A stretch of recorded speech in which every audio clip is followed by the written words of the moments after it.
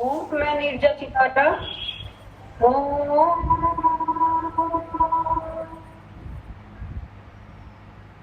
सहनावतु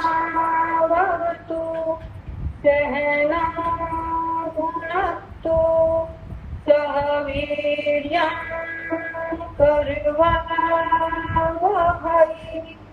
तेजस्विनावधीतमस्तु मा विद्विषावहै ॐ शांति शांति शांति। न्याय दर्शन की कक्षा संख्या 3 है। प्रथम अध्याय का प्रथम आहनिक की भूमिका, प्रथम सूत्र की भूमिका चल रही है। प्रमाणतो अर्थ प्रतिपत्तो प्रवृत्ति सामर्थ्यात अर्थवत प्रमाणम, इस वार्तिक की चर्चा हो रही है। प्रमाण के बिना किसी भी अर्थ का बोध नहीं होता है और अर्थ के बोध के बिना मनुष्य की प्रवृत्ति नहीं होती है। ये इस वार्तिक का एक संक्षेप अर्थ है और इसका विस्तार करके समझाने का प्रयास किया है। तो जो अर्थ है वो अर्थ क्या है, तो उसके लिए इन्होंने स्पष्ट किया है, अर्थस्तु सुखम सुख हेतु दुखम दुख हेतु। अर्थ सुख है और सुख के साधन है, उसके कारण है। अर्थ दुख है और दुख के साधन है, उसके कारण है। अब ये जो अर्थ है जो प्रमाणों से जानना है, वो अर्थ एक है, दो है, कितने हैं? तो कहा है प्रमाणों से जानने योग्य अर्थ जो है वो असंख्य है, अनकाउंटेबल है, अनगिनत है। क्यों ऐसा है? तो हेतु दिया है प्राणधारी असंख्य होने से। तो प्राणधारी असंख्य होने के नाते अर्थ भी असंख्य हैं, ये यहाँ पर स्पष्ट किया है। तो पिछले पाठ में किसी का कोई प्रश्न तो नहीं है, तो मैं आगे बढ़ता हूं। हाँ जी, अंकित जी को क्या कहना है? जी, इसमें दिया हुआ है ना कि एक प्रवृत्ति सामर्थ्य, तो सामर्थ्य की जो परिभाषा दी हुई है कि फल के साथ जो अभिसंबंध होता है वो बताया हुआ है जी। तो उस संदर्भ में शंका थी कि सामर्थ्य तो ये जो प्रवृत्ति के आधार को कहा जाता है, तो फल से उसका क्या लेना देना है? फल की तो अलग तो सत्ता होती है, उससे तो कोई लेना देना होता नहीं। फल तो उसको जब ये सामर्थ्य से जो कार्य करेगा उसके हिसाब से उसको नहीं, आप सामर्थ्य शब्द का जो लौकिक प्रचलित अर्थ ले रहे हैं ना, वो नहीं लेना है यहाँ पर। यहाँ सामर्थ्य का मतलब है प्रवृत्ति का सामर्थ्य, अर्थात व्यक्ति कर्म करने में समर्थ है, तो उसका जो कर्म सामर्थ्य है वो फल के साथ जुड़ता है, ये कहना चाहते हैं। दूसरा ये था कि जो अर्थ की परिभाषा की थी, तो सुख और दुख को, अर्थ का तो हमने जो अभी पिछली बार आपने बताया था वो वस्तु होता है ना, तो ये सुख और दुख गुण को किसके अंतर्गत लिया गया? देखिए, न्याय वैशेषिक के अनुसार पदार्थ गुण भी होता है, पदार्थ द्रव्य भी होता है, पदार्थ कर्म भी होता है, पदार्थ विशेष भी होता है, सामान्य भी होता है, समवाय, ऐसे 6 पदार्थ होते हैं।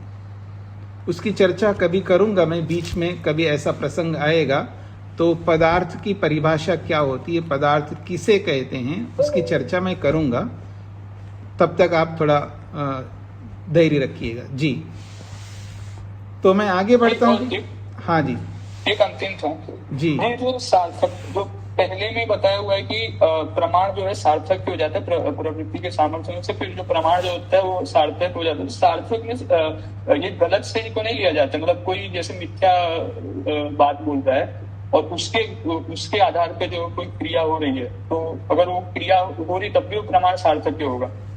नहीं, आप देखिए, आप इधर उधर पटरी से मत उतरिएगा। प्रमाण मिथ्या नहीं होता है, प्रमाण सत्य होता है और प्रमाण का अर्थ ही यथार्थ होता है। अब ये अलग बात है, कोई जो प्रमाण नहीं उसको प्रमाण मान के चले, वो एक अलग विषय है, लेकिन जिसे भी प्रमाण कहते हैं वो यथार्थ होता है, सत्य होता है।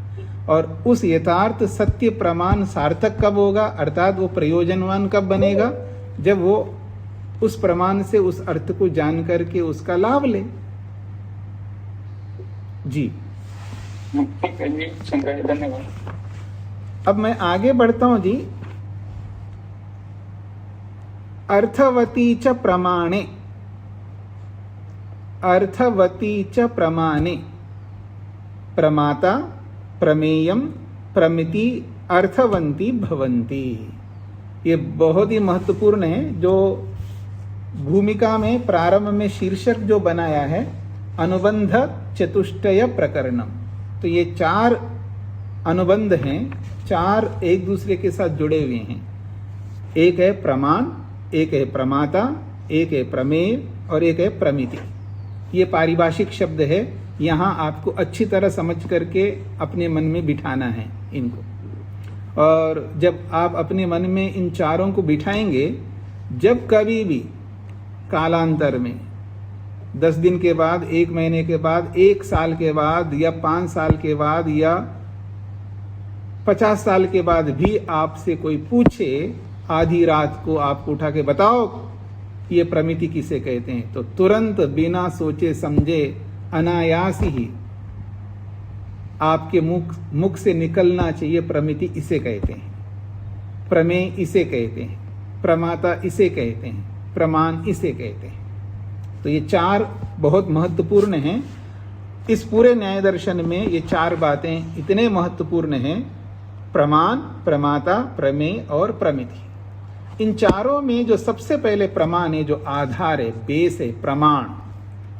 जब प्रमाण सार्थक हो जाता है, प्रमाण प्रयोजनवान होता है, प्रमाण प्रयोजनवान जब हो गया तो उस प्रमाण के सार्थक हो जाने पर प्रमाता भी सार्थक हो जाता है, प्रमेय भी सार्थक हो जाता है और प्रमिति भी सार्थक हो जाता है। इसी बात को यहाँ पर स्पष्ट किया जा रहा है। अर्थवती च प्रमाणे, जब प्रमाण अर्थवती अर्थात प्रयोजनवान बन जाता है तो प्रमाता, प्रमेय, प्रमिति ये तीनों ही प्रयोजनवान बन जाते हैं। तो प्रश्न किया कस्मात, कैसे कैसे ये सब प्रयोजनवान बनते हैं, तो कह रहे हैं अन्यतम अपाये अर्थस्य अनुपपत्ते। ये जो 4 है ना, प्रमाण, प्रमाता, प्रमेय और प्रमिति, ये चारों में से एक को भी अगर आप हटा दो, इन चारों में से प्रमाण को हटा दो अथवा प्रमाता को हटा दो या प्रमेय को हटा दो या प्रमिति को हटा दो, तो अन्यतम अपाये, अन्यतम का मतलब है इन चारों में से किसी एक को हटाया जाने पर अर्थस्य अनुपपत्ति, अर्थ की उपलब्धि नहीं होती है, अर्थ का ज्ञान नहीं होता है। किसी भी पदार्थ का बोध इन चारों में से किसी को भी हटा दो तो अर्थ अनर्थ हो जाएगा, उसका कोई महत्व नहीं रहेगा। ये वाक्य समझ में आ रहा है जी आप सबको?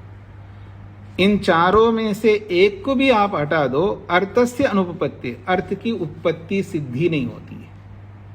कोई वस्तु है उसकी सिद्धि नहीं हो सकती इन चारों के बिना। अब इन चारों में से एक एक की परिभाषा कर रहे हैं, अर्थात प्रमाता किसे कहते हैं, प्रमाता को प्रमाता क्यों कहते हैं, तो स्पष्ट कर रहे हैं तत्र, इन चारों में से यस्य ईप्सा जिहासा प्रयुक्तस्य प्रवृत्ति सह प्रमाता। यस्य, जिस व्यक्ति की ईप्सा अर्थात जिस व्यक्ति के अंदर ईप्सा है, इच्छा है, तमन्ना है, अभिलाषा है कुछ पाने की, यस्य ईप्सा, ईप्सा कहते हैं इच्छा को, तमन्ना को, अभिलाषा को, आकांक्षा को, ये सब पर्यायवाची शब्द है। जिसकी ऐसी आकांक्षा हो, तमन्ना हो, कुछ पाना चाहता है, कुछ उपलब्ध करना चाहता है, अथवा जिहासा, कुछ त्याग करना चाहता है, छोड़ना चाहता है, अलग करना चाहता है, अपने जीवन से ही उसको पृथक करना चाहता है। तो अभिलाषा और त्याग से युक्त हो करके, यानी कुछ पाने के स्वभाव को लेकर के या कुछ छोड़ने के स्वभाव को लेकर के जब वो व्यक्ति प्रवृत्ति, जब कर्म करता है, सह प्रमाता, उसी को प्रमाता कहते हैं। ये प्रमाता यानी व्यक्ति, मनुष्य को यहां प्रमाता बोला जा रहा है। कैसा मनुष्य है? कुछ पाने की तमन्ना है उसके अंदर और कुछ छोड़ने की तमन्ना है। और आज हम सब मनुष्यों में सबसे बड़ी समस्या है, पाने की तमन्ना बहुत दिखाई देती है हमारे में, पर त्याग करने की तमन्ना नगण्य सा है।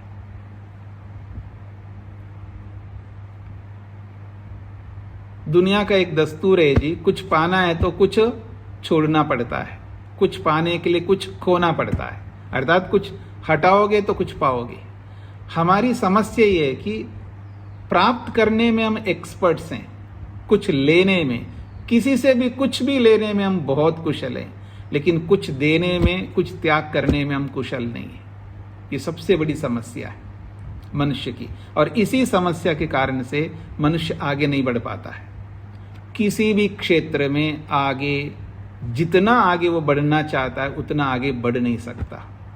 उदाहरण, एक अपने व्यापार में बहुत पैसा कमाना चाहता है, नहीं कमा पाता है।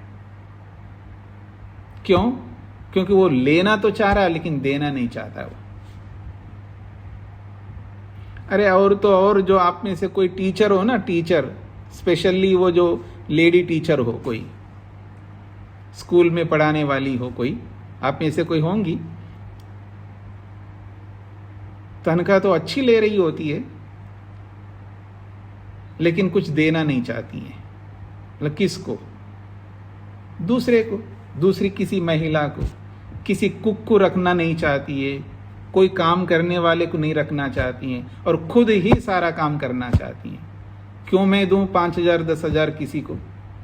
मेरे में सामर्थ्य नहीं है क्या? इसलिए वो पता नहीं, रात को पता नहीं कब सोती है, लेकिन सुबह जल्दी उठना पड़ता है क्योंकि स्कूल जाना है और सारा काम करके जाना है, और वो भी टेंशन लेकर के फिर करती है, फिर स्कूल जाती है, फिर वहाँ भी पढ़ाती हैं। आजकल के स्कूल में कोई ऐसे जाकर के बैठना नहीं होता, बहुत मेहनत करना पड़ता है। वहाँ भी पूरा मेहनत करती है, फिर वापस आती है दौड़ती हुई, फिर वापस आकर फिर वही स्ट्रेस लेकर के काम करती है।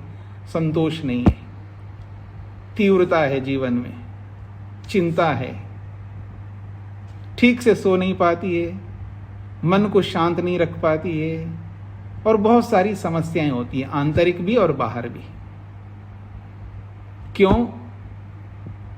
उस तुच्छ थोड़े पैसे को बचाने के चक्कर में अपने जीवन को स्पॉइल कर देती है। न तो व्यायाम कर सकती है, न बैठ करके ध्यान कर सकती है, न शांति से स्वाध्याय कर सकती है, कुछ नहीं कर सकती है। कुछ समझ में आ रहा है आप सबको? ये तो टीचर की बात नहीं है, बहुत सारे आप लोगों की भी बात ऐसी हो सकती है। तो इसलिए याद रखना, दोनों साथ में होने चाहिए। ले रहे हो तो देते रहना, जिस किसी को भी देना हो, त्याग करना होगा। जो व्यक्ति त्याग नहीं करता है, छोड़ता नहीं है, वो कभी आगे बढ़ नहीं सकता। और एक बात बता दूं मैं आपको, ये जो जिहासा है ना, त्याग करना, छोड़ना है, किसे छोड़ना है हमको? स्वस्वामी संबंध को भी छोड़ना है। ये सबसे बड़ा कारण है, स्वस्वामी संबंध, मैं और मेरापन, मैं और मेरीपन, अटैचमेंट, पता नहीं किस किस के साथ हमारा है। ये आध्यात्मिक दृष्टि से, आंतरिक दृष्टि से अत्यंत घातक है, और इसी कारण से उसे वैराग्य नहीं होता है। और आप वैराग्य से कोसों दूर भागते हैं, डरते हैं। आपको एक चिंता बनी रही थी, कभी मेरे बेटे को वैराग्य ना हो जाए, मेरे पति को वैराग्य ना हो जाए, मेरी पत्नी को वैराग्य ना हो जाए। क्यों डरता है व्यक्ति वैराग्य से? क्योंकि वैराग्य में त्याग करना दिखता है, प्राप्त करना दिख नहीं रहा है उसको। कुछ प्राप्त होगा तभी तो त्याग करेगा व्यक्ति। तो इसलिए ये दोनों प्रमाता के अंदर ये इनबिल्ट है, यानी आत्मा के अंदर ये दोनों रहना चाहिए। ये आत्मा का अपना स्वभाव है, लेकिन हम लोग अपने स्वभाव को रोक रहे हैं गलत ढंग से। तो कह रहे हैं प्रमाता उसे कहते हैं जो कुछ पाने की ईप्सा को लेकर के और कुछ छोड़ने की जिहासा को लेकर के प्रवृत्त होता है, कर्म करता है, उसे ही यहां पर प्रमाता कहा गया है। स्पष्ट हो गया जी। आगे बढ़ता हूं मैं। स येन अर्थम प्रमिनोति तत्प्रमाणम। बहुत बड़ी अच्छी बात कही है। सह का मतलब वह प्रमाता, वो जो मनुष्य है, ये ना जिसके माध्यम से, जिसके द्वारा, जिसके थ्रू अर्थम प्रमिनोति, अर्थ को जानता है। किसी भी अर्थ को, चाहे वो सुख रूपी अर्थ हो या दुख रूपी अर्थ हो, या कोई भी दुनिया का लिविंग बीइंग चेतन वस्तु हो या नॉन लिविंग बीइंग जड़ वस्तु हो, जिस किसी भी वस्तु को जिसके माध्यम से जानता है, उस माध्यम को यहां पर प्रमाणम कहा है। और यह बहुत महत्वपूर्ण है प्रमाण। यदि कोई मनुष्य प्रमाता होकर के यदि प्रमाण का प्रयोग नहीं करता है, वो मनुष्य नहीं कहला सकता। और साक्षात वेद तो कहता है मनुर्भवा, मनुष्य बनो, और मनुष्य प्रमाण के माध्यम से ही बनता है, याद रखना। कोई भी मनुष्य तभी बनता है जब वो प्रमाण का प्रयोग करता है, उसके बिना वो मनुष्य नहीं कहला सकता। तो कहा जा रहा है सह, वो जो प्रमाता है, जिसके माध्यम से, ये ना तृतीय विभक्ति है, करण अर्थ में, साधन अर्थ में, ये ना जिसके द्वारा, जिसके माध्यम से, जिसके थ्रू अर्थम किसी अर्थ को, वस्तु को, पदार्थ को, प्रमिनोति, ये क्रियापद है, प्रमिनोति जानता है, जिसके माध्यम से किसी वस्तु को वो जानता है, तत् वो जो माध्यम है वो है प्रमाणम, वो प्रमाण है। और जीवन में प्रमाण का कितना महत्व है, ये प्रमाणों को जानने वाला ही बता पाएगा। ये तो ऐसी बात है, जिसने बहुत धन प्राप्त किया है, तो धन का क्या महत्व है वो धन प्राप्त करने वाला जान सकता है, धन का उपयोग करने वाला नहीं बता सकता है धन का क्या महत्व। उसको तो खर्च करना है, उसको प्राप्त नहीं, मतलब उसको कमाना नहीं है। जो दादा दादी लोग होते हैं ना जी, तो उनका जो पोता पोती है, जब उनके सामने जब धन का प्रयोग करते हैं ना, वो खर्च करते हैं, तो दादा दादी को पता लगता है क्या कमाल है, देखो हमको एक एक पैसा समझते हैं ना, एक एक पैसा हमको प्राप्त करना बड़ा मुश्किल होता था आज से 50 साल पहले।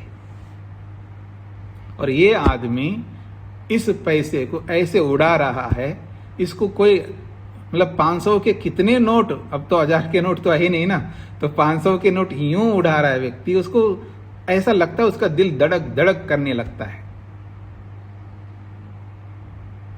क्योंकि उसको तो प्रयोग करना, उसको खर्च करना है। हमारे गुरुजी कभी किसी काम करने वाले को 10 रुपए देते थे, 10 रुपए। हमें भी लगता था क्या हमारे गुरुजी क्या कंजूस हैं, क्या इतने कंजूस है, 10 रुपए दे रहे हैं, समझ रहे ना। हम तो 500 रुपए दे देते हैं। तो गुरुजी की बात अलग थी, वो उस समय की बात है। आज तो 500 रुपए भी किसी काम करने वाले को दे तो हाँ ठीक है दे दिया, ऐसा लगता है उसको। 500 रुपए, समझ रहे हैं ना आप लोग। तो कहने का तात्पर्य है, जो धन कमा रहा है उसको धन का वैल्यू पता होता है। ठीक इसी प्रकार से यहां बात कही जा रही है, प्रमाण बहुत महत्वपूर्ण है हमारे जीवन में। यदि जीवन में सफल होना चाहते हैं, या यूं कहूं मैं, जीवन में कोई सुखी होना चाहता है, उसको प्रमाणों का प्रयोग करना ही होगा। प्रमाण का प्रयोग किए बिना कोई भी मनुष्य सुखी नहीं हो सकता। या सुखी होना और ना होना पूर्ण सुख की बात हो रही है। पूर्ण सुखी, पूर्ण संतुष्ट, पूर्ण निर्भीक, पूर्ण स्वतंत्र प्रमाणों के बिना कोई नहीं हो सकता। तो ये है वो प्रमाण। तो प्रमाता किसे कहते हैं, उसकी परिभाषा बता दी। प्रमाण किसे कहते हैं उसकी परिभाषा बता दी। अब तीसरी बात, यो अर्थ प्रमीयते तत्प्रमेयम। यो अर्थ, यह अर्थ, जो पदार्थ, जो वस्तु, प्रमीयते, जानी जाती है, जो वस्तु जानी जा रही है, तत्प्रमेयम, उस वस्तु का नाम प्रमेय है। आगे स्वयं शास्त्रकार बताएंगे कितने प्रकार के प्रमेय होते हैं, पूरी दुनिया में प्रमेय कितने प्रकार के होते हैं ये बताएंगे आगे। 12 प्रकार के प्रमेय होते हैं। 12 प्रमेय अर्थात ऐसा पदार्थ जिसको जाना जाए, जिसको भी जाना जाए वो प्रमेय है। ईश्वर भी प्रमेय है क्योंकि उसको जाना जाता है। मैं स्वयं आत्मा एक प्रमेय हूं, मेरे को भी जाना जाता है। सुख भी एक प्रमेय है, दुख भी एक प्रमेय है। ऐसे प्रमेय बहुत हैं, असंख्य प्रमेय हैं, लेकिन प्रकार 12 है। 12 प्रकार के प्रमेय हैं, व्यक्ति के रूप में असंख्य है प्रमेय। और एक बात कहूं बीच में कि कोई प्रमाण है तो वो किसी भी विषय में, दूसरे विषय में वो प्रमेय भी बन जाएगा। प्रमाण प्रमेय बन सकता है और प्रमेय किसी विषय में प्रमाण बन सकता है। ये चेंज होते रहेंगे, परिवर्तित होते रहेंगे दृष्टि भेद से। तो प्रमाण और प्रमेय, प्रमेय किसे कह रहे हैं? यो अर्थ प्रमीयते, जो पदार्थ, जो वस्तु, प्रमीयते ये क्रियापद है। प्रमीयते जानी जा रही है, कोई वस्तु जानी जा रही है, जो जानी जा रही है तत्प्रमेय, उसी का नाम प्रमेय है। अर्थात प्रमाणों से जानी जाने वाली वस्तु, प्रमाण से जाना जाने वाली वस्तु का नाम प्रमेय है। प्रमेय का अर्थ समझ में आ रहा है जी सबको? प्रमेय किसे कहते हैं? ये प्रमेय की परिभाषा है, संक्षेप परिभाषा है। ये भाष्यकार की परिभाषाएं हैं, वात्सायन ऋषि की परिभाषाएं हैं, स्वयं सूत्रकार सूत्रों के माध्यम से सबकी परिभाषाएं करेंगे, विस्तृत परिभाषाएं। ये भाष्यकार की संक्षेप परिभाषाएं हैं। कम से कम ये संक्षेप परिभाषाएं आपके मन में रहनी चाहिए। तो कहते हैं जो अर्थ जानी जा रही है उसी का नाम, जानी जाने वाली वस्तु को प्रमेय कहते हैं, जिसको हम जानते हैं। अब प्रमिति किसको कहते हैं? यद अर्थ विज्ञानम स प्रमिति। यद अर्थ विज्ञानम, जो अर्थ का विज्ञान है, जो अर्थ का ज्ञान है, जो अर्थ का नॉलेज है, जो अर्थ की जानकारी है, सा उस जानकारी को, उस विज्ञान को, उस ज्ञान को यहां पर प्रमिति कहा है। प्रमिति का अर्थ है ज्ञान, जानकारी, विज्ञान। प्रमेयम का अर्थ है जानने योग्य वस्तु। प्रमेयम जानने योग्य वस्तु, प्रमिति उस वस्तु का ज्ञान। प्रमेय का जो ज्ञान है वो प्रमिति है। प्रमेय का जो ज्ञान है वो प्रमिति है। और प्रमेय का मतलब है वस्तु, पदार्थ है, जानने योग्य है, और जिससे जाना जा रहा है उसका नाम प्रमाण है, और जो जान रहा है वो है प्रमाता। जानने वाला प्रमाता, जिसके द्वारा जाना जा रहा है वो प्रमाण, जो जानी जा रही है उस वस्तु को प्रमेय अर्थात जानने योग्य, और उस वस्तु का जो बोध है, जानकारी है, उसका नाम है प्रमिति। तो प्रमाता, प्रमाण, प्रमेय और प्रमिति, ये 4 आपके सामने आ चुके हैं। आगे बढ़ता हूं जी। चतस्रीषु च एवं विधासु अर्थतत्वं परिसमाप्यते। वो कह रहे हैं चतस्रीषु च एवं विधासु, इन 4 विधाओं में, इन 4 प्रकारों में अर्थतत्वं परिसमाप्यते, अर्थ जो है वो समाप्त हो जाए। अर्थ का जो स्वरूप है इन 4 के अंतर्गत परिपूर्ण होता है, इसके अतिरिक्त कोई वस्तु पदार्थ है ही नहीं। चतस्रीषु च एवं विधासु, इन 4 प्रकारों में अर्थतत्वम, जो भी अर्थ है वो परिसमाप्यते, इसी में परिपूर्ण हो जाता है वो अर्थ। अर्थात इन 4 को अगर हमने अच्छी तरह समझ लिया तो समझ लेना आप अर्थ मात्र को जान लिया है, ये इसका तात्पर्य होगा। राजकुमारी जी को क्या कहना है? स्वामी जी नमस्ते जी। इसका मतलब ये हुआ कि एक वाक्य में ये चारों पदार्थ चारों चीजें आ जाएंगी। हाँ जी, आ जाएंगे, वो आपके ऊपर है। आप एक वाक्य में लाना चाहते हैं, 4 वाक्यों में लाना चाहते हो, आपके ऊपर निर्भर करेगा आप किस तरह उसको प्रेजेंट करना चाहते हैं। जी। तो एक वाक्य जरा उदाहरण के लिए और समझा दीजिए। नहीं, मैं नहीं दे सकता, आपको करना है। मैंने तो यहाँ के अनुसार बता दिया आपको, अब इसका विस्तार आपको करना है। सारा मैं करूंगा तो आप क्या करेंगे? अच्छा जी। मैंने यहाँ जो बातें कही गई है, वो सब बता दिया मैंने आपको। हाँ, मैं बता सकता हूँ, एक वाक्य में 4 को ला सकता हूँ, पर मैं नहीं लाऊंगा, आपको लाना है, आपको देखना है। आपको पता चल गया प्रमाता कौन होता है, प्रमेय कौन होता है, प्रमाण कौन होता है और प्रमिति क्या कौन होता है। मैंने राम के बारे में बताया है, घर के बारे में बताया है और जाने के बारे में बताया। अब आपको वाक्य बनाना है। जी जी, शकुंतला जी को क्या कहना है? नमस्ते स्वामी जी। जी स्वामी जी, ये अंतिम वाक्य थोड़ा समझ में नहीं आया, चतस्रेषु वाला। ये 4 है ना, प्रमाता, प्रमाण, प्रमेय और प्रमिति, ये 4 है। तो चतस्रेषु च एवं विधासु, इन 4 प्रकारों में अर्थ तत्वम, जो भी पदार्थ है, वस्तु है, वो परिसमाप्यते, इसी इन 4 के अंतर्गत सभी पदार्थ आ जाते हैं। इसके अतिरिक्त और कोई वस्तु नहीं है। इन 4 को जानने से अर्थ तत्व समझ में आ जाएगा। ईश्वर एक अर्थ है, समझ में आ जाएगा। आत्मा एक अर्थ है, समझ में आ जाएगा। कोई भी एक पदार्थ है, इन 4 के अंतर्गत आएगा। इन 4 के अतिरिक्त कोई वस्तु है ही नहीं है। जी, धन्यवाद स्वामी जी। जी। अब एक प्रश्न किया जा रहा है, किम पुनः तत्वम, आखिर ये तत्व क्या होता है, ये पदार्थ क्या होता है, जिसको आप पदार्थ कह रहे हो, तत्व कह रहे हो, वो आखिर वो तत्व होता क्या है? किसे तत्व कहेंगे, किसे पदार्थ कहेंगे, किसे वस्तु कहेंगे? ये एक प्रश्नकर्ता प्रश्न कर रहा है। किम पुनः तत्वम, तत्वम वस्तु पदार्थः। तो किम पुनः तत्वम, तत्व किसे कहते हैं? तो उत्तर दिया है, सतश्च सद्भावः असतश्च असद्भावः। बड़े सरल शब्दों में स्पष्ट किया है।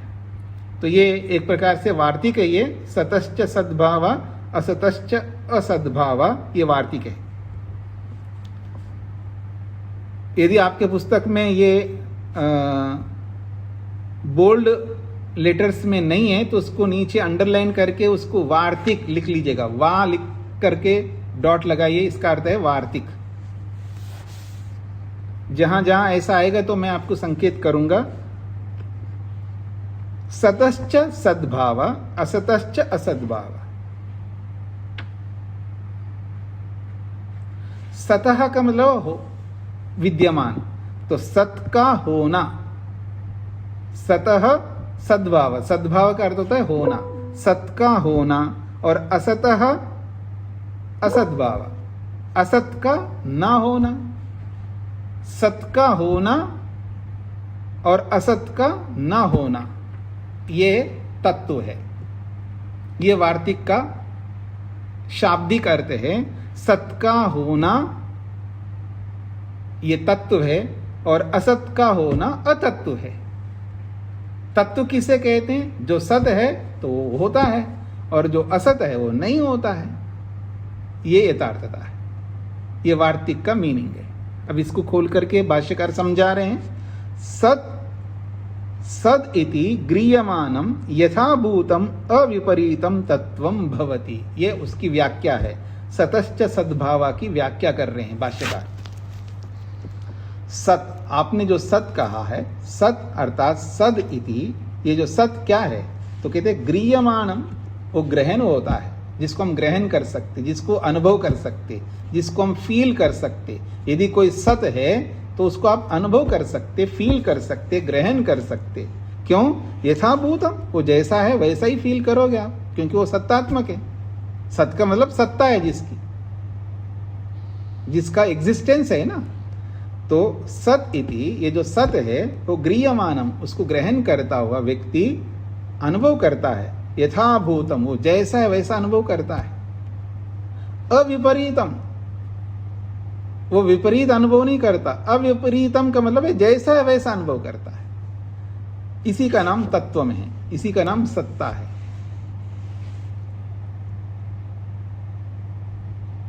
यदि मैं आपके सामने हलवा रख दूं तो आप क्या ग्रहण करेंगे?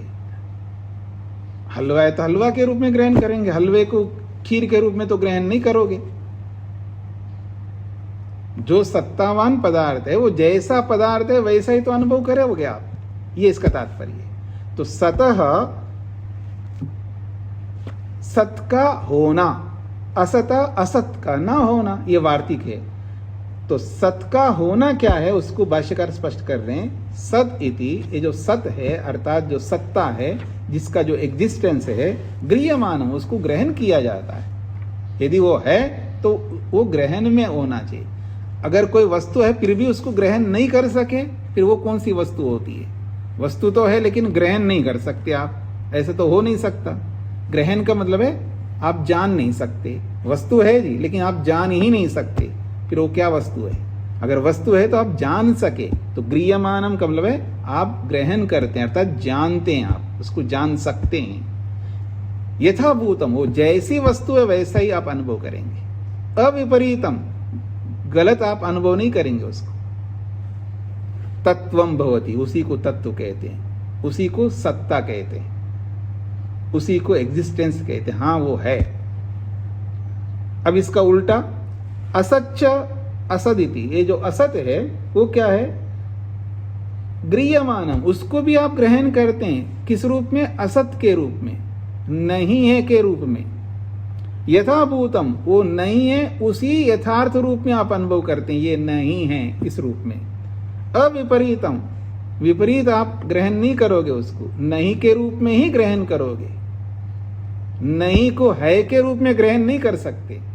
अविपरीतम, यथाभूतम, जो नहीं है उसको नहीं के रूप में ही ग्रहण करोगे, है के रूप में ग्रहण नहीं करेंगे। यही तत्व है, यही वास्तविकता है।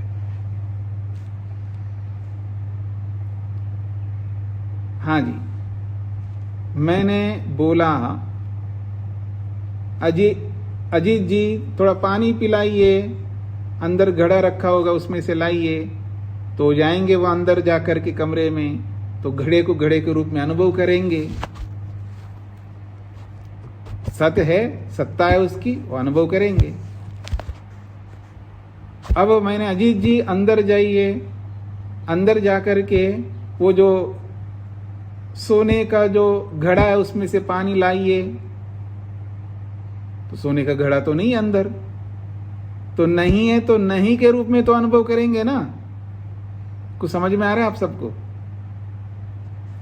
तो प्रमाण सत्तात्मक पदार्थ का भी ग्रहण कराता है और जो नहीं है उसको नहीं के रूप में भी ग्रहण कराता है प्रमाण। तो अजीत जी बताइए, आपने कैसे ग्रहण किया जो सोने का घड़ा आपके घर में नहीं है? कैसे ग्रहण किया? कौन सा प्रमाण है आपके पास में जो आप ये सिद्ध कर सके कि सोने का घड़ा आपके घर में नहीं है? नहीं है ना? मेरे को तो नहीं, मेरे को लगता नहीं है। हाँ, ऐसे आदमी नहीं आपके पास सोने का घड़ा हो जी। हाँ बोलिए, क्या प्रमाण है? इसका अभाव है स्वामी जी। प्रमाण बताइए। प्रमाण, शब्द प्रमाण। शब्द प्रमाण कहां से आया? अरे आपकी आंखें प्रमाण है। आंख से देखा आपने साक्षात, जो मिट्टी के घड़े को देखा प्रत्यक्ष आंखों से, और उन्हीं आंखों से सोने के घड़े को नहीं देखा। समझ रहे ना? तो सत्तात्मक पदार्थ का ग्रहण प्रमाण ही करा सकता है, और जो सत्ता नहीं है उसका ग्रहण भी प्रमाण ही करता है। ये सबके साथ लागू होगा। तो आगे बढ़ूं जी।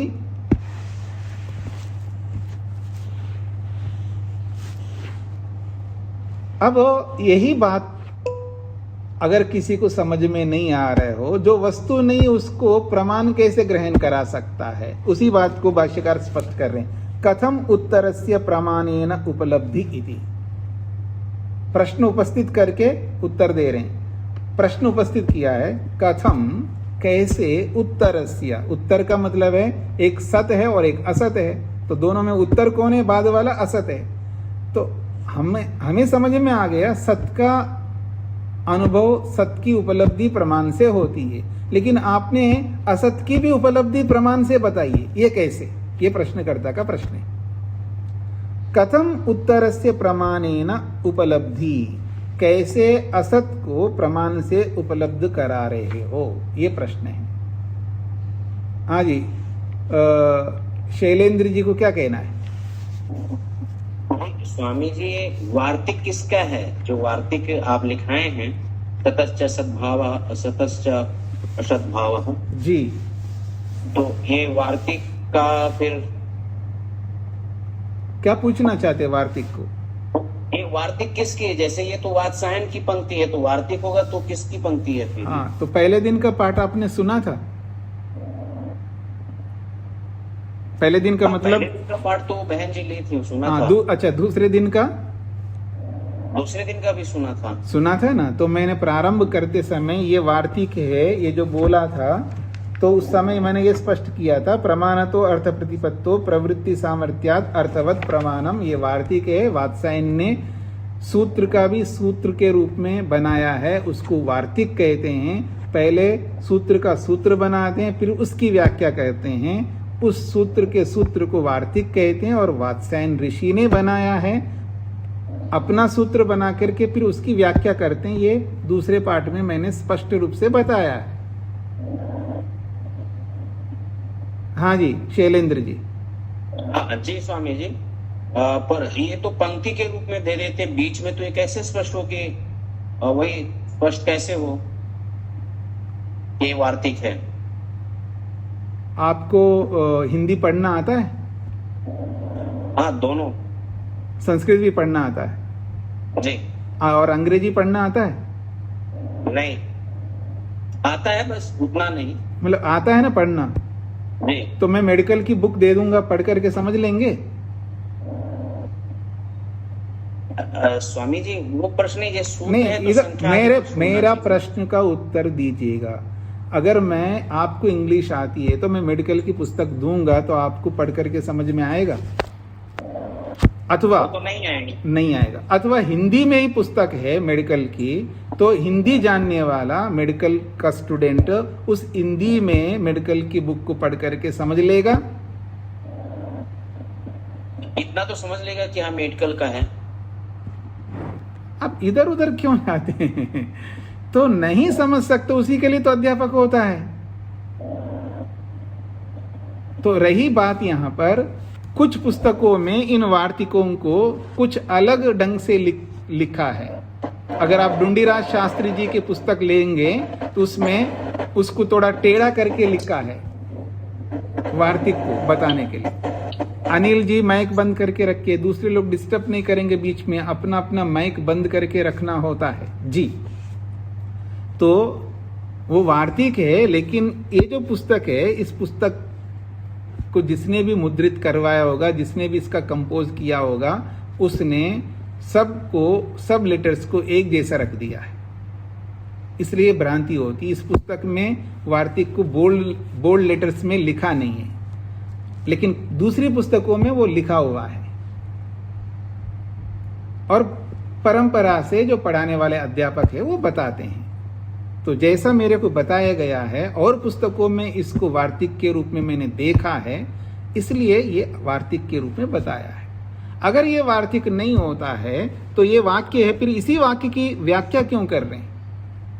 ये तो ऐसे तो सभी वाक्यों की व्याख्या है। ढूंढीराज शास्त्री जी ने जिसका संपादन किया है उसमें इसको अलग तरीके से लिखा है। हाँ, उसी को वार्तिक कहते हैं जी।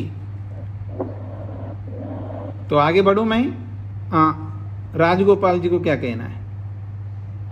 जी यहाँ पर जो सतिथि और असतिथि, इन दोनों का जो संस्कृत में लिखी गई है जी, वो यथावत एक ही प्रकार दिखती है, किंतु संधि विच्छेद करने से जी। वो आपकी व्याख्या से वो स्पष्ट होता है, किंतु आपकी व्याख्या से मैं यह ज्ञान नहीं कर पाया कि असत का क्या व्याख्या की है। असत का मतलब जो वस्तु नहीं है, जिसकी सत्ता नहीं है, उसको असत कहते हैं। जी आचार्य, इस पंक्ति में कैसे ज्ञान करें? ये जो गृहमाणम यथाभूतम अभी जो वो है, इसी के लिए तो अध्यापक होता है। अध्यापक ही बताएंगे तो आपको समझ में आएगा। अपने आप समझना चाहेंगे तो फिर मैं किस लिए बैठा हूँ यहाँ पर। जी जी, इस वाक्य के अर्थ से व्याख्या कर देने दी, वो समझ में नहीं आया। क्या नहीं समझ में आया? जैसे कि दोनों तो समान है, तो क्या अभूत यहाँ पढ़े या भूत पढ़े? जैसे अच्छा, आप ये कह रहे हैं ये जो असच्च असदिति गृह्यमानम यथा भूतम अविपरीतम तत्वम भवति, इसमें यथा अभूतम ऐसा नहीं पढ़ना है, यथा भूतम ही पढ़ना है। अच्छा, मतलब वो यथा भूतम मतलब वो जैसा है, कैसा है, नहीं के रूप में है। जो नहीं के रूप में, वो नहीं के रूप में ही गृहीत होता है। अविपरीतम नहीं है के रूप में गृहीत नहीं होता, ये इसका तात्पर्य है। जी जी जी आचार्य, धन्यवाद। हाँ जी, मैं आगे बढ़ रहा हूं जी। कथम उत्तर से प्रमाणेन उपलब्धि, ये जो उत्तर वाला असत है, असत को प्रमाण से कैसे आप उपलब्ध करते हो, ये प्रश्नकर्ता का प्रश्न है। अब वार्तिक से समझा रहे हैं इसको भी। सति उपलभ्यमाने तद अनुपलब्धे प्रदीपवत, ये भी वार्तिक है। सति उपलभ्यमाने तद अनुपलब्धे प्रदीपवत। सति उपलभ्यमाने,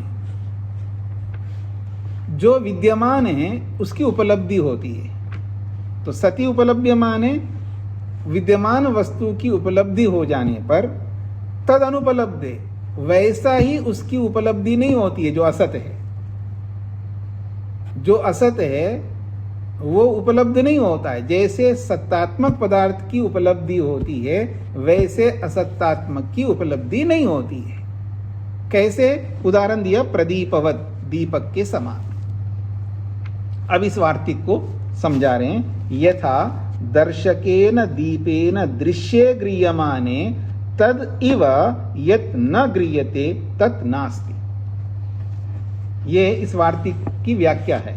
यथा, जैसे कि दर्शकेन दीपेन, दर्शकेन दीपेन, दीपक का विशेषण है दर्शकेन, दिखाई देने अर्थात दिखाने वाले दीपक के द्वारा। दर्शकेन का मतलब है दिखाने वाला। दीपक कैसा होता है कि दिखाने वाला होता है। तो दिखाने वाले दीपक के द्वारा दृश्य गृह्यमाने, विद्यमान सत्तात्मक वस्तु, दृश्य का मतलब है जो भी वस्तु पदार्थ है उसको दृश्य कहते हैं। जिन्होंने योग दर्शन पढ़ा हो, योग दर्शन में स्पष्ट कहा है सारा का सारा ब्रह्मांड जो है वो दृश्य है। उसका नाम दिया दृश्य। दृश्य उसको कहते हैं जो देखने योग्य है, अनुभव करने योग्य है, अनुभूत करने योग्य है, एहसास करने योग्य है, फील करने योग्य है, उसको दृश्य कहते हैं। तो कहते हैं दिखाने वाले दीपक के द्वारा दृश्य के दिखाई देने पर, दृश्य का मतलब कोई भी वस्तु दिखाई देने वाला पदार्थ, दृश्य गृह्यमाने, किसी दृश्य पदार्थ के गृहीत होने पर, तद इव उसी के समान, यत न गृह्यते जो गृहीत नहीं होता है, तद नास्ति वो नहीं है। ये असत की व्याख्या कर रहे हैं। असत किसको कहते हैं उसकी व्याख्या कर रहे हैं। जैसे दिखाने वाले दीपक के द्वारा कोई वस्तु दिखाई देती है, उसी दीपक के द्वारा जो वस्तु नहीं है वो दिखाई नहीं देती है, और जो दिखाई नहीं देती है उसी को असत कहते हैं। और वो भी दीपक ही दिखा रहा है आपको कि ये नहीं है। तन्नास्ति, वो नहीं है। यदि अभविष्यत, यदि होता वो पदार्थ, यदि होता, यदि वो वस्तु होती, यदि अभविष्यत, यदि वो वस्तु होती, तो कहते हैं इदम इव व्यज्यास्यत, इस दिखाई देने वाले पदार्थ के समान वो भी दिखाई देता। जैसे ये पदार्थ दिखाई दे रहा है, इसी के समान वो दिखाई देता यदि वो वस्तु, वो पदार्थ होता। वो नहीं है इसलिए दिखाई नहीं दे रहा है, ये इसका तात्पर्य है।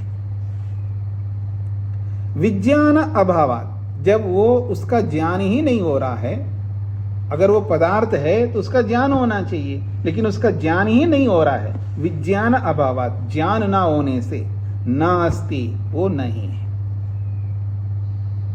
इति एवं प्रमाणेन सति गृह्यमाने तदिव यन्न गृह्यते तन्नास्ति। अब उपसंहार कर रहे हैं, अर्थात संक्षेप से उसी बात को अंतिम मोहर लगा रहे हैं, स्टैंप लगा रहे हैं। इति, इस प्रकार से, एवं प्रमाणेन सति गृह्यमाने, प्रमाण के द्वारा विद्यमान वस्तु के गृहीत हो जाने पर, तदिव, उस विद्यमान वस्तु के समान, यत् न गृह्यते, जो गृहीत नहीं होता है, जो जाना नहीं जा रहा है, तत् नास्ति, वो नहीं है, वो नहीं होता है। यदि अभविष्यत इदमिव विज्ञास्यत, यदि वो वस्तु होती, इस दिखाई देने वाली वस्तु के समान वो भी दिखाई देती, पर दिखाई नहीं दे रही है, इसलिए नहीं है।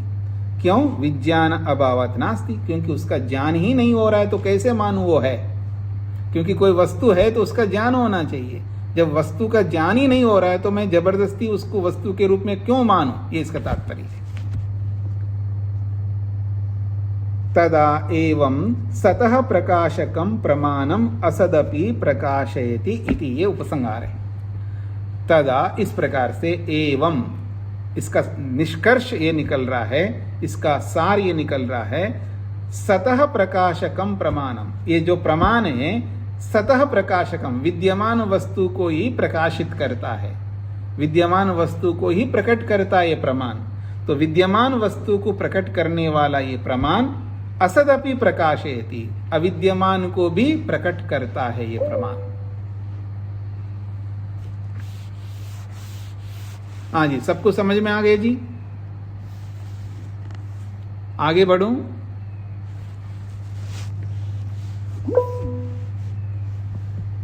शेखर जी को क्या कहना है? जी, प्रणाम स्वामी जी। जी स्वामी जी, जो चीज, जिस चीज को हम जानते हैं जी, और वो है नहीं, तो हम उसका हमें पता चल जाता है कि वो है नहीं, उसका जी। असत है यहाँ पर। जी, जिस चीज को हम जानते ही नहीं है, तो उसकी तो उसका तो असत होगा ही नहीं। नहीं, ये कहना चाह रहे हैं, मान लीजिए मैं कह रहा हूं चू चू छू, एक वस्तु बता रहा हूं मैं, चू चू छू, अब उसको आप जान ही नहीं पा रहे हैं। प्रमाण से ही तो जानेंगे ना किसी को भी।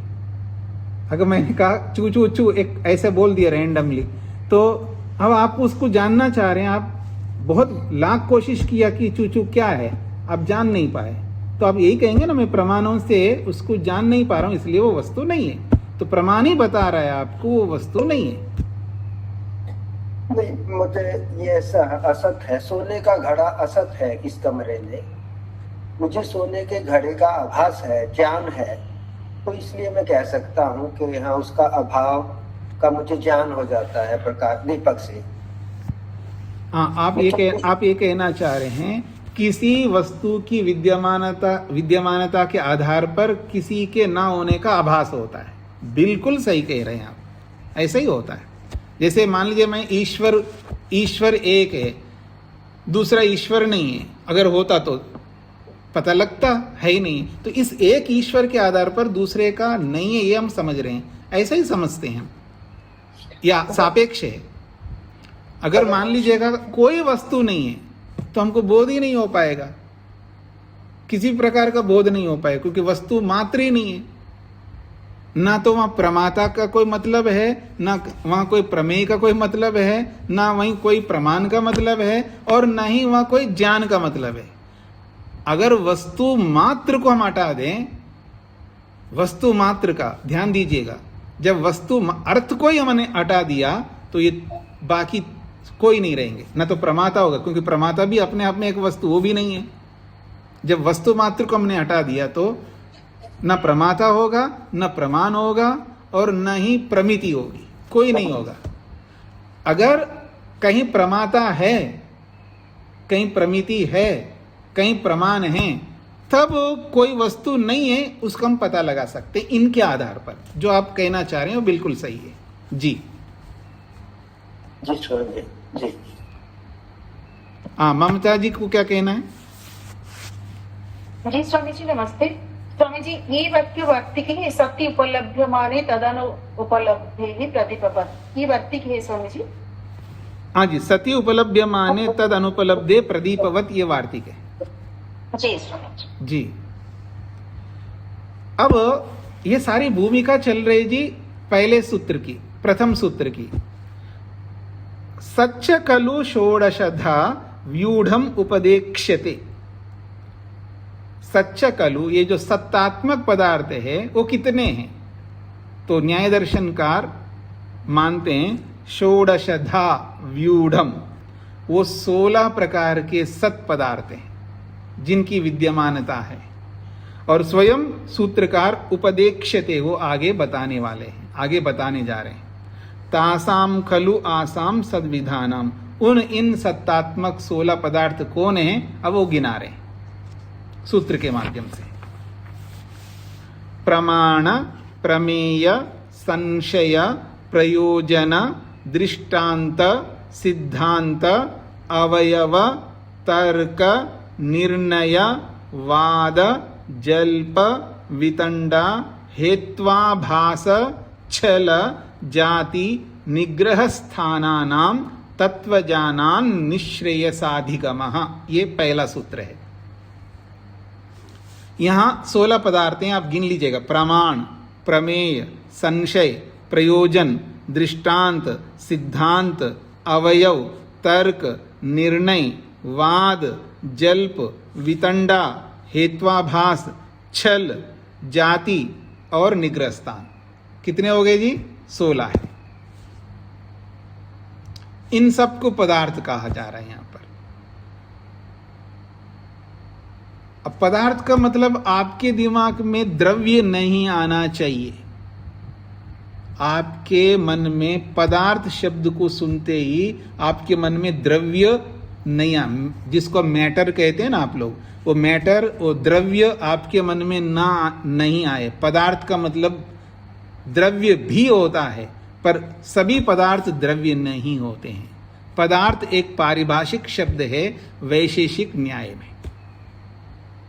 तो चलिए मैं वही आपके सामने रखता हूं, क्योंकि यहाँ आपको समझना जरूरी है, नहीं तो आपको परेशानी हो जाएगी। ये जल्प कैसे पदार्थ है, ये वितंडा कैसे पदार्थ है, और ये निग्रह स्थान कैसे पदार्थ है, ये छल कैसे पदार्थ है। आप परेशान होते रहेंगे, क्योंकि आपके मन में द्रव्य शब्द रहेगा तो परेशानी रहेगी। तो अपने दिमाग से सबसे पहले पदार्थ शब्द का अर्थ द्रव्य हटा दीजिएगा। पदार्थ इट मीन्स द्रव्य नहीं है, मात्र।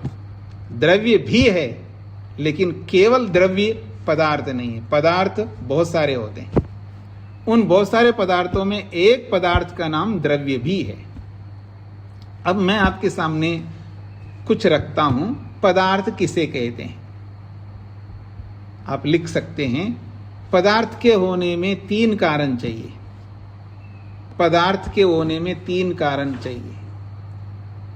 पहला कारण अविधेयत्व, उसका नाम होना चाहिए। अविधेयत्व, अविधेयत्व का मतलब नाम। और दूसरा है अस्तित्व, उसकी सत्ता होनी चाहिए।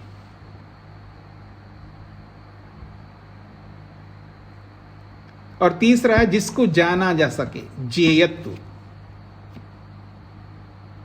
तो इन तीनों को इस रूप में बोला जाता है अविधेयत्व, अस्तित्व और ज्ञेयत्व। ज्ञेयत्व, ये 3 होने चाहिए।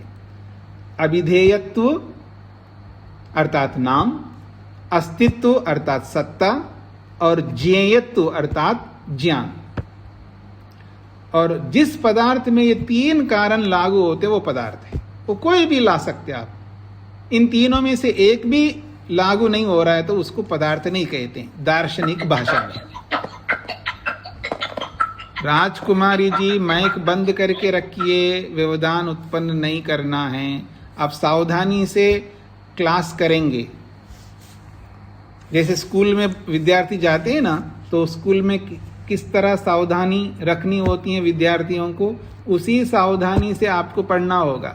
जैसे जो वर्क फ्रॉम होम करने वाले, जब कोई ऐसा कॉल आता है, मीटिंग होता है, तो क्या करते हैं वो लोग, रूम कमरा बंद कर देते, कोई एंट्री नहीं कर सकता, कोई डिस्टर्बेंस नहीं कर सकता उसको। तो ऐसे ही आप विद्या ग्रहण करिएगा। आप चलते फिरते, खाते पीते, उठते बैठते क्लास करोगे तो आपको विद्या नहीं आएगी। सावधानी से आपको चलना है। तो आइए, तो ये जो 3 बातें आपके सामने रखी मैंने, अभिधेयत्व नाम, अस्तित्व सत्ता, और ज्ञेयत्व जिसको हम जान सके। अगर कोई पदार्थ है उसका नाम होना चाहिए, अगर कोई पदार्थ है उसकी सत्ता होनी चाहिए। वो सत्ता किस रूप में होती वो एक अलग बात है, लेकिन सत्ता होनी चाहिए, और जिसका ज्ञान हो सके। ये 3 कारण लागू होते हैं। तो ये 16 पदार्थ जो बताया है, इन सबका नाम भी है, इनकी सत्ता भी है, इसको जाना भी जा सकता है, इसलिए 16 पदार्थ है। यहाँ पर वैशेषिक में 6 पदार्थ माना है, और उन 6 में ये 16 आ जाते हैं। तो उनके दर्शन के हिसाब से वहां 6 पदार्थ हैं, इस दर्शन के हिसाब से यहाँ 16 पदार्थ हैं। इनको पदार्थ कहा है। जैसे मैं आपको बताऊं, नाम, जैसे आत्मा है, परमात्मा है, उसका नाम है, उसकी सत्ता भी है। अब ये अलग बात है, उसकी सत्ता का बोध आपको नहीं हो रहा है तो उसमें मैं कारण नहीं हूं, लेकिन कुछ तो होता है। हर व्यक्ति को आत्मा का बोध होता है, उसकी सत्ता का बोध, मैं हूं, उसकी सत्ता का बोध हो रहा है उस व्यक्ति को। परमात्मा के विषय में तो थोड़ी देर के लिए रोक दें, लेकिन आत्मा अपने आप का बोध करता है। अहमस्मि, मैं हूं, उसको अपनी सत्ता का बोध होता है। मैं हूं, मैं एक अलग हूं, ये भी अनुभव होता है, और उसको जाना भी जा सकता है। योग के माध्यम से उसको जाना जाता है। ऐसे परमात्मा का नाम भी है सृष्टिकर्ता का, और उसकी सत्ता भी है, और उसको योग के माध्यम से जाना भी जाता है, या मैं ये कहूं प्रमाण के माध्यम से जाना जाता है। चाहे वो कोई भी प्रमाण हो, कहीं किसी वस्तु को हम शब्द प्रमाण से जानते हैं, किसी वस्तु को अनुमान से जानते हैं, किसी वस्तु को प्रत्यक्ष प्रमाण से जानते हैं, किसी वस्तु को 3 प्रमाणों से जानते हैं, किसी वस्तु को 2 प्रमाणों से जानते हैं, किसी वस्तु को 1 ही प्रमाण से जानते हैं। यह अलग विषय होगा। पर अगर कोई वस्तु है तो उनके साथ में 3 कारण, जैसे एक उदाहरण दे रहा हूं, भूत का मतलब जैसे भूत प्रेत जो भी मानता है व्यक्ति, नाम भी है उसका, ठीक है, उसका बोध भी होता है, मतलब उसका ज्ञान भी होता है, लेकिन उसकी सत्ता नहीं होती है। जैसे छाया है, छाया उसका नाम भी है, उसको जाना भी जाता है, लेकिन उसका कोई अस्तित्व नहीं है, क्योंकि छाया का मतलब अभाव है, वस्तु का अभाव है। लेकिन 3 कारण लागू हो तभी वो छाया भी एक पदार्थ माना जाएगा। इसलिए वैशेषिक दर्शनकार ने उसको पदार्थ नहीं माना, क्योंकि उसकी सत्ता ही नहीं है, अभाव मात्र है वो। तो ऐसे बहुत सारे पदार्थ हैं। अगर किसी को आप पदार्थ के रूप में प्रस्तुत करो तो ये 3 नियम लागू होने चाहिए। फिर बोल रहा हूं मैं, लिख लीजिएगा जिन्होंने नहीं लिखा हो। अभिधेयत्व नाम, अस्तित्व और ज्ञेयत्व, ये 3 कारण जहां लागू होते हैं वो पदार्थ है। और वो पदार्थ द्रव्य भी हो सकता है, वो पदार्थ गुण भी हो सकता है, वो पदार्थ कर्म भी हो सकता है, और वो पदार्थ कोई भी हो सकता है। उसके पीछे 3 कारण लागू होने चाहिए। इस पर आप लोग विचार कर लीजिएगा। फिर कोई बात समझ में ना आए तो फिर हम विचार करेंगे। और पहला सूत्र तो बोल दिया है, इस एक सूत्र को लेकर के आगे हम समझने का प्रयत्न करेंगे। तो ममता जी को क्या कहना है? जी स्वामी जी, स्वामी व्यूढ़म उपदिख्यते। व्यूढ़म का मतलब है क्रम, यहाँ पर क्रम से उसका बताएंगे। व्यूढ़म का मतलब जैसे सेना का व्यू होता है ना, सेना जिस प्रकार से वो व्यवस्थित होकर के रहता है उसको व्यूढ़म शब्द से भी बोला जाता है। तो यहाँ पर क्रम है, मतलब 16 पदार्थों का क्रम जो है स्वयं सूत्रकार आगे बताएंगे। यहाँ व्यूढ़म का मतलब है क्रम से बताना। जी जी स्वामी जी, धन्यवाद। ओम शांति शांति शांति।